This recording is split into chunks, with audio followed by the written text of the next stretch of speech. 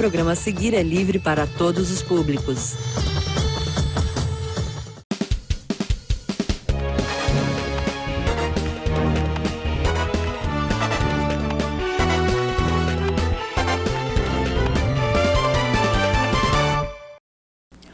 Olá, começa agora mais uma entrevista com os parlamentares da Câmara Municipal de Currais Novos. A convidada de hoje é a vereadora Tessia Leda. Vereadora, seja bem-vinda.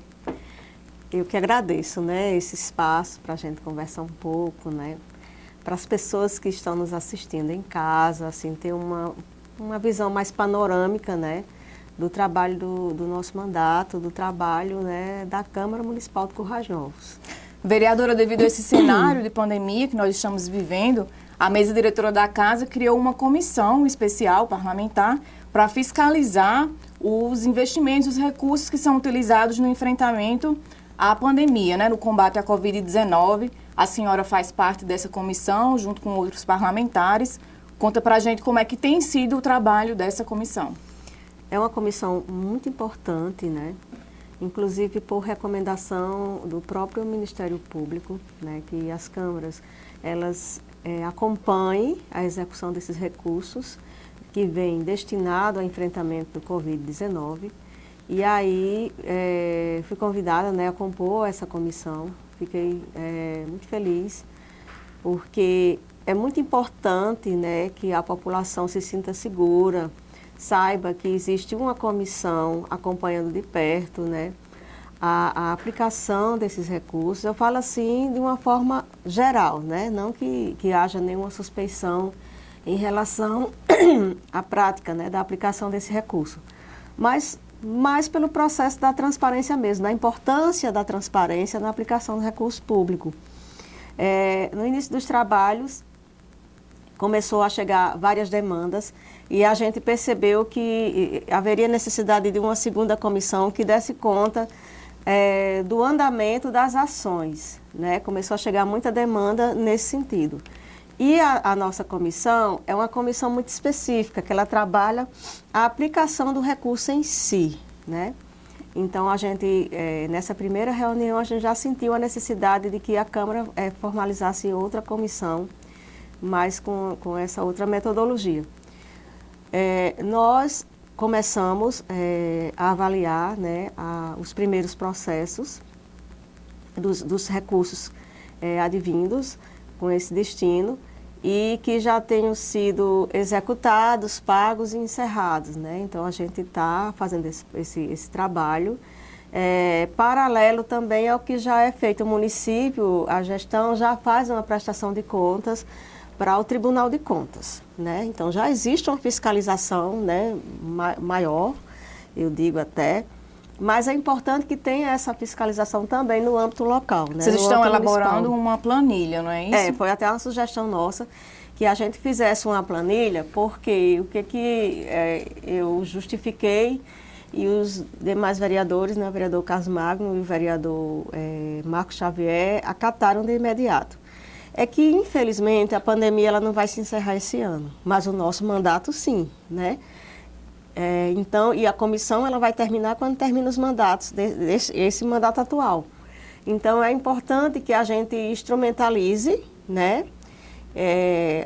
um material, instrumentalize as próximas comissões que virão para que dê continuidade ao trabalho. Então, a gente montou essa metodologia, a gente montou a planilha, preenche a planilha e vai em loco, Vê o que foi executado, compro, e vai lá no almoxarifado, por exemplo, saber se aquela compra realmente está lá. Inclusive, a TV Câmara fez uma matéria acompanhando vocês na visita. Como é que foi essa visita? Foi tranquilo, Foi tranquilo, A gente tem constatado que o município, tem disponibilizado desse material mais de higiene, material de proteção individual, Foi, nesse primeiro momento, até agora, está ok. Então, a gente continua recebendo os processos, porque são muitos processos, e como eu te falei, esse trabalho ele não vai se encerrar, agora. Ele vai continuar, os próximos vereadores que virá aqui para casa, é que darão continuidade a esse processo. Eu acho que, nesse sentido, a nossa Câmara está bem organizada, né? Vereadora, na sua própria fala, a senhora acabou de citar que foi criada uma segunda comissão, a mesa diretora criou uma segunda comissão.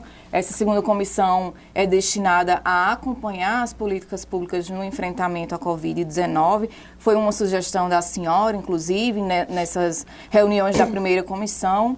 E o que é que te motivou? Por que a senhora viu que era tão fundamental ter uma segunda comissão parlamentar especial nesse momento de pandemia? É importante, primeiro porque nós identificamos, né, essa necessidade pelas demandas que vinham chegando, né, de questionamentos a respeito de acompanhamento de paciente que estava com suspeita, né, que está naquele processo de quarentena.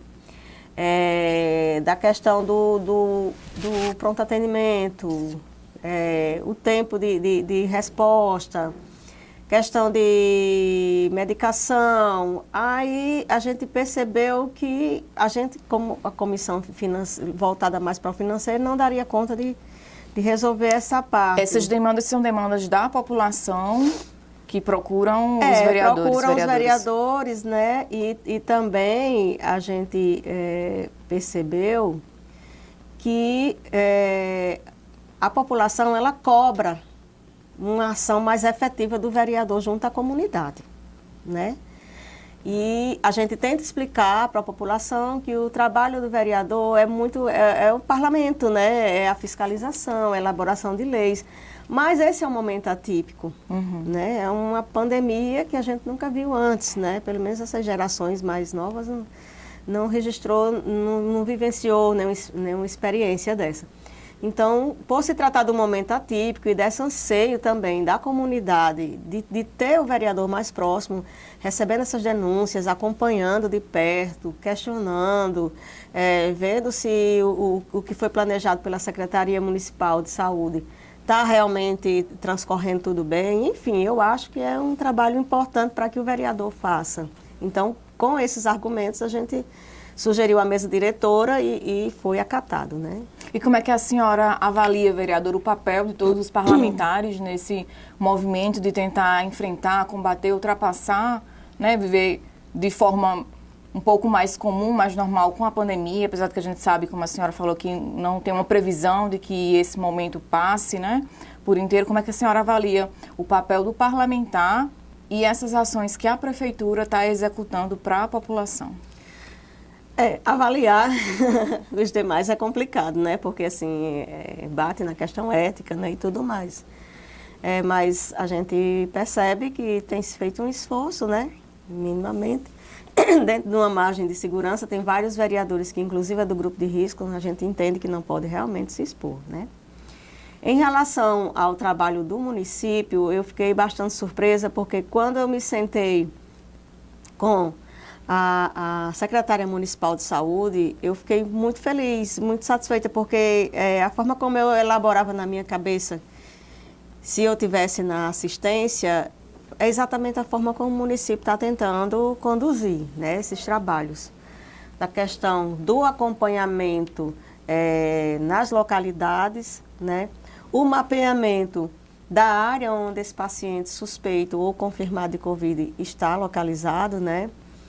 Mas a gente sabe que existem as dificuldades, né. Uma coisa é você planejar com os técnicos e outra coisa é você conseguir executar dentro do que você imaginou, junto com a força de trabalho que a gente tem, com as dificuldades que a gente tem.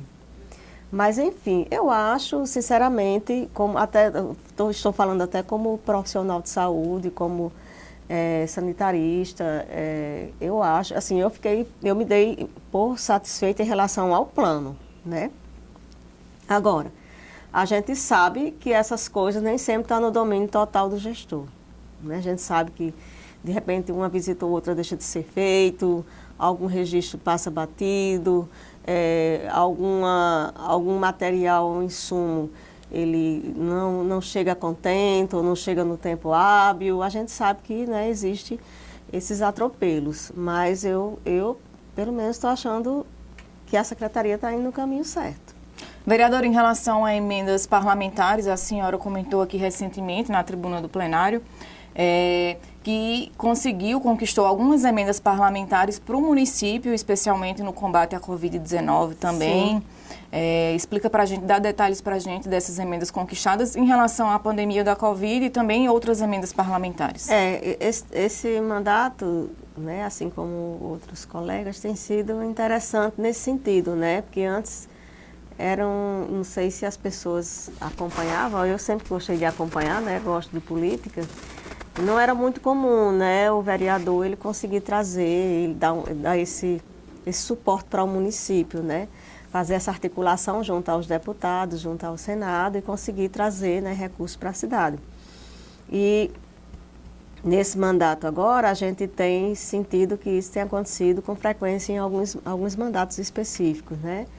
O nosso tem conseguido, a gente já contabiliza mais de R$1 milhão em emendas, né? Contando com o apoio de vários deputados e senador, né? O senador Jean Paul Prats. Temos ainda, da época que a atual governadora, que era então senadora, Fátima Bezerra, a gente chegou a solicitar e fomos atendidos também, né? E Natália Bonavides, a deputada federal, também o deputado Francisco, do PT, né? A deputada Isolda, também, do PT. Bom, a gente tem encaminhado para toda a bancada do Rio Grande do Norte as solicitações, né? Alguns respondem que o tempo ainda não foi possível, tal, mas, no geral, são basicamente esses mandatos que a gente tem conseguido contar, né? Que tem realmente feito um trabalho interessante na cidade, que é importante também, que a população avalie, né, o trabalho do Legislativo também por esse aspecto de tentar ajudar o município em conseguir fazer essas articulações, porque ser vereador só para o parlamento em si é importante, né? É importante. Agora, a população ela tem aquele anseio de que a gente consiga concretizar mais as ações, né? E uma forma muito boa de se concretizar as ações é conseguindo recursos para o município. Quais foram essas áreas, vereadora, das emendas? Vão beneficiar quais áreas? Foi saúde, né? Tem uma ala lá do hospital que vai ser reformada, veio recurso para a parte de custeio, né? Que é manutenção de insumos, medicamentos, material médico hospitalar. Veio também um suporte para a atenção básica do município, né? Tanto do senador Jean Paul como da senadora Natália, né? Veio também. O senador Rafael, né? Que a gente também tem encaminhado demandas para ele. Ele tem uma atenção especial pela vereadora Josefa Moura, mas se dispôs também ao nosso mandato, disse que quando a gente precisasse, podia contar com o apoio dele, enfim. Graças a Deus, nesse sentido, temos muitos parceiros, né, que têm ajudado o município de Currais Novos. Se eu não me engano, o próprio IFRN foi beneficiado com uma emenda parlamentar. Foi sim. E o laboratório da UFRN, né, que a deputada Natália Bonavides da UFRN, não foi IFRN, ou foi os dois? Foi da UFRN, né, da UFRN. Certo. Vereadora, então, saindo dessa área, dessa questão da emenda parlamentar e entrando agora para um assunto que é a questão do aplicativo Salve Ela, que é um aplicativo desenvolvido pelo seu mandato, a iniciativa é da senhora. Conta para a gente qual o objetivo desse aplicativo. O objetivo desse aplicativo é socorrer mulheres vítimas de violência doméstica, né? É um trabalho que a gente vem construindo, né? E desde o início, de forma coletiva, ouvindo os setores, ouvindo a rede de assistência, né? E já fizemos alguns encontros, né? Fizemos uma reunião de articulação da rede que foi muito positiva.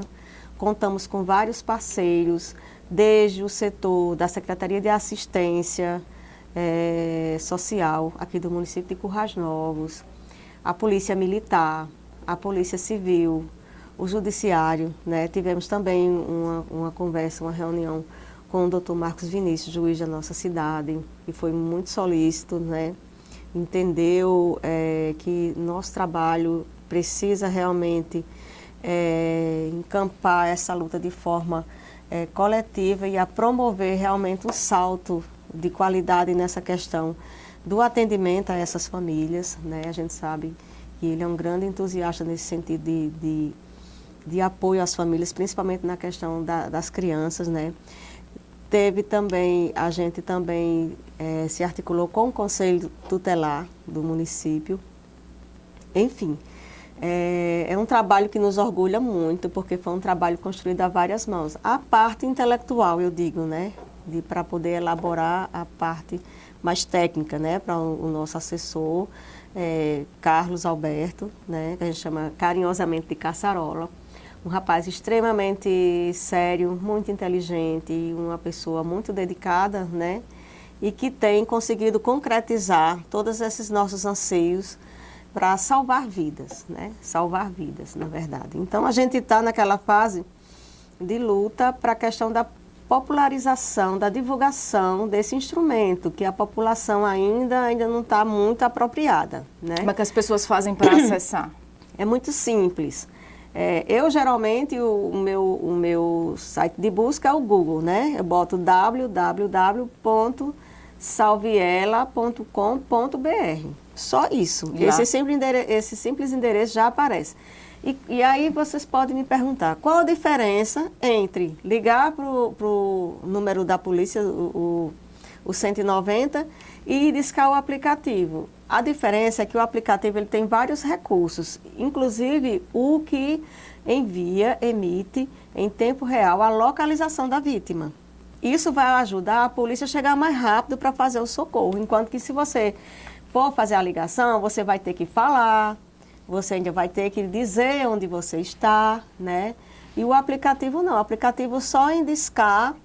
Você escolheu a alternativa, porque tem algumas alternativas no aplicativo, né? Vão ser 2 cliques, vai ser o primeiro para abrir o aplicativo e o segundo para escolher qual mecanismo você vai querer utilizar, porque a gente sabe que tem mulheres que não quer se expor, não quer chamar a polícia e prefere chamar um amigo, um irmão, alguém da sua confiança. Então, o aplicativo também dá essa alternativa. Uhum.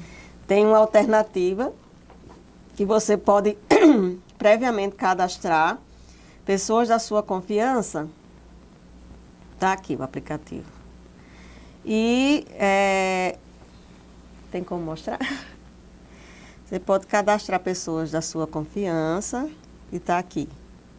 Nesse botãozinho, você pode cadastrar 3 pessoas da sua confiança e que num momento de dificuldade, que você não queira chamar a polícia, você vai contactar essas pessoas. Mas, se a situação que você quer realmente chamar a polícia, aí tem a alternativa de discar o 190, fazer essa chamada direta no telefone, o WhatsApp e SMS. Você escolhe. Qualquer um desses 4 que você discar, vai emitir a geolocalização lá para o nosso Copom, que é onde fica a central de atendimentos de chamadas emergenciais da Polícia Militar. Também ainda tem essa alternativa aqui, dessa bonequinha. Para quê? Para aquelas mulheres que já têm medida protetiva já oficializada.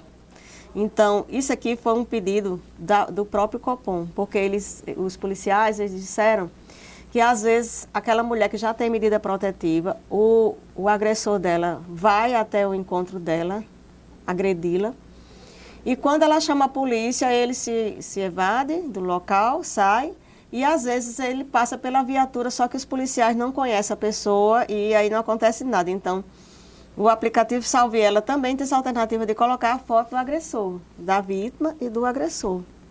Porque se por acaso ele agredir a mulher e passar no caminho, a polícia vai saber identificar essa pessoa e vai detê-la, né?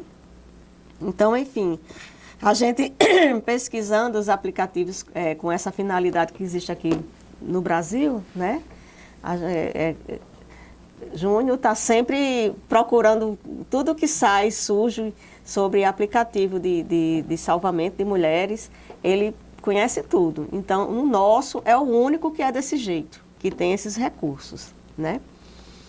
Inicialmente, ele é para funcionar apenas em Currais Novos, mas a gente sabe que a senhora tem o desejo de englobar mais municípios, para que o aplicativo funcione em todo o Rio Grande do Norte. Na verdade, ele funciona em qualquer parte do país, né? O problema é a chamada, todas as chamadas nesse momento cairiam no Copom de Currais Novos, que aí os nossos policiais não podem estar atendendo, né, a uma área tão abrangente. Mas hoje ele funciona em qualquer local, qualquer pessoa de Natal, de qualquer cidade pode baixar o aplicativo. Mas, como o nosso comando aqui da Polícia Militar, ele atende a esses municípios circunvizinhos, então o aplicativo já pode ser utilizado por Acari, por Lagoa Nova, por Bodó, por São Vicente, por Parelhas, onde o Copom de Currais Novos for responsável de atender essas chamadas emergenciais, o nosso aplicativo pode já, tranquilamente, já ser utilizado. A gente tem feito uma articulação junto à Secretaria de Mulheres do Governo do Estado para que o governo consiga descentralizar, né, essas chamadas e assim o aplicativo poder ser utilizado em todo o estado do Rio Grande do Norte, né? Esse é o nosso desejo, né, que a gente possa realmente popularizar cada vez mais e que esse instrumento possa realmente servir para a finalidade dele, que é salvar vidas, né? Vereadora, falando agora então sobre a questão de projetos de lei de autoria do seu mandato, quais a senhora destacaria aqui para a gente, para quem está em casa nos assistindo? Inclusive essa semana eu comentei, toda vez que eu passo por um carro do município de Currais Novos, que eu vejo o brasão do município de Currais Novos colado lá, eu sinto uma felicidade. Por quê? Porque eu acredito que Currais Novos seja um dos poucos municípios do país e que isso acontece. Antes desse projeto de lei que a gente encaminhou, que é todo o material, o patrimônio do município, ele ser marcado com o brasão do município e não com a logomarca de cada governo que passa, além da questão da economia de recursos, no sentido de cada vez que, de 4 em 4 anos, quando mudar o prefeito e mudar a logomarca do prefeito, que isso era recurso gasto do município, ainda tinha também o desperdício, porque nenhum prefeito queria reutilizar o material que restava da gestão anterior. Poucos prefeitos fizeram isso, né? Por exemplo, material impresso, ao invés de ser impresso com o brasão do município, era impresso com a logomarca daquele prefeito daquela época, né? E aí eu tive de presenciar pilhas e mais pilhas de material impresso para ser jogado fora, para ser descartado, porque tinha logomarcas de governos anteriores. E isso era uma coisa absurda que acontecia aqui em Currais Novos. Lençóis das unidades de saúde, até as latas de lixo eram pintadas. E aí quando passava o governo que entrava, gastava um dinheirão dos cofres públicos para sair repintando e readesivando o carro, pintando lata de lixo, jogando material impresso fora. E isso era um recurso jogado, né, desperdiçado. E a partir desse projeto de lei, que graças a Deus foi aprovado por esta casa, esse desperdício parou de acontecer. Outro projeto de lei que eu acho também relevante, mas infelizmente ele ainda não foi executado, né, porque essa casa está cheia de projetos de leis aprovados que até hoje não entraram, né, em execução. É a obrigatoriedade da sinalização em Libras e Braille das instituições públicas e privadas, né? A gente continua ignorando, né? Ignorando um certo número populacional da nossa cidade que são deficientes visuais e e auditivos, né? E que tem dificuldade de conseguir informação dentro do comércio, dentro das instituições públicas, onde é que fica o banheiro, onde é que fica a copa, onde é que fica um escritório, uma coisa assim, porque a gente ignora essa população e não tem uma sinalização específica para eles. Então, a gente aprovou esse projeto de lei, mas infelizmente ele não saiu do papel ainda. É lamentável. Tem um projeto de lei mais recente que é também ligado a essa questão da pandemia, que a senhora solicita que se dê prioridade para que o município adquira prioritariamente insumos, acho que produtos de produtores locais, né? Aqui do município. Aí ficou só como uma recomendação, porque legalmente, né, o Tribunal de Contas não vê com bons olhos esse direcionamento, né? Porque sendo recurso público, a gente sabe que tem que ter a licitação e mesmo na dispensa de licitação tem que haver uma tomada de preço, né? Então a gente recuou por se tratar de uma lei que geraria esse problema legal, né? E ficou só como uma recomendação, né? Porque a gente sabe que essa pandemia, ela tem nos trazido muitos problemas, muitos. E a questão da desigualdade social, ela se acentuou significativamente, né? Tem pessoas que realmente estão passando muita dificuldade. Porque mesmo com esse auxílio emergencial do governo, algumas pessoas nunca conseguiram acessar nem o primeiro pagamento, né? E estão se virando como podem. Então, a gente pediu esse olhar, né, mais atencioso para esses setores, né? Principalmente do artesanato, culinária, serviços, enfim. Né? Vereadora, nós estamos chegando ao final da nossa entrevista. A senhora gostaria de destacar, de ressaltar ainda mais alguma coisa para a população, para quem está em casa nos assistindo? Eu gostaria de fazer uma reflexão, né? A gente está às portas de outro processo eleitoral, né? A experiência que eu vivi, né, que estou vivendo ainda aqui dentro dessa casa, vai me tornar uma eleitora ainda mais exigente do que eu era, né? Por tudo que eu vivenciei aqui dentro, por tudo que eu tenho aprendido, né, aqui dentro. E um conselho, né, que eu dou à nossa população. Pesquise bem o seu candidato, pesquise bem, né? Veja, avalie o mandato dos vereadores que estão em exercício, né?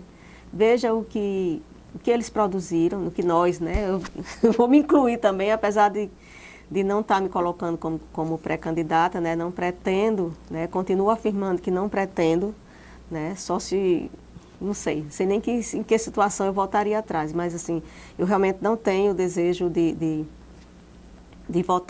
voltar para o legislativo, né? Eu tenho uma personalidade, uma característica muito mais executiva do que de parlamento. Eu sou uma pessoa muito ansiosa, eu gosto de fazer as coisas acontecer, né? E a gente tem várias limitações, né, no parlamento. Mas assim, deixei esse recado. Outra coisa que eu gostaria que a população tivesse um olhar todo especial. Votem nas mulheres. Eu acho muito importante que a gente tenha uma representação maior aqui dentro da casa, né? Observe, né, as companheiras que se dispõem, as companheiras que realmente têm a contribuir, né, com o trabalho aqui dentro da Casa Legislativa. É muito importante, existem demandas muito específicas do universo da mulher que o homem ele não vai militar e talvez não vá perceber. Então, as mulheres, elas têm demandas muito peculiares, né? Que só uma mulher vai realmente ter essa sensibilidade. Então, eu faço, né, esse apelo, né, à população, principalmente às mulheres, né? Que as mulheres passem a votar nas mulheres, né? Não que os votos dos homens não sejam bem-vindos, claro que é. Mas, também tive vários eleitores, né, pessoas muito sérias. Nossa campanha foi uma campanha muito pé no chão, uma campanha muito séria, trabalhando com a questão do voto consciente, né? A gente também aproveita para agradecer, né? Eu não sei se a gente, acho que esse é o limite, né, de programa de TV, eu acho que eu não, talvez não tenha outra oportunidade de fazer isso, mas eu gostaria muito de agradecer à população de Currais Novos pela credibilidade e por essa oportunidade que me deram de vir desenvolver esse trabalho aqui na Câmara. Eu sempre digo, eu tenho muito orgulho da população de Currais Novos. No momento em que o Partido dos Trabalhadores estava sendo pichado, estava sendo simplesmente estraçalhado na mídia nacional, Currais Novos elege um prefeito do Partido dos Trabalhadores, elege um prefeito que não participava de nenhum grupo tradicional, de famílias tradicionais, né, da cidade, um filho de 2 professores, né, uma pessoa muito honesta, uma pessoa muito séria. E a minha eleição, né, eu fiz uma eleição curta, uma eleição de 20 dias, eu praticamente não fiz campanha, né? Então isso mostra o nível de compromisso desse eleitor de Currais Novos. E eu me orgulho muito e eu sei que essa cidade ainda vai dar muito o que falar de forma positiva. Vereadora, mais uma vez, obrigada aqui pela sua presença, por ter destinado o seu tempo para vir aqui conversar com a gente e prestar todos esses esclarecimentos para a população, para quem está nos assistindo em casa. Eu que agradeço. A gente fica por aqui, até a próxima entrevista.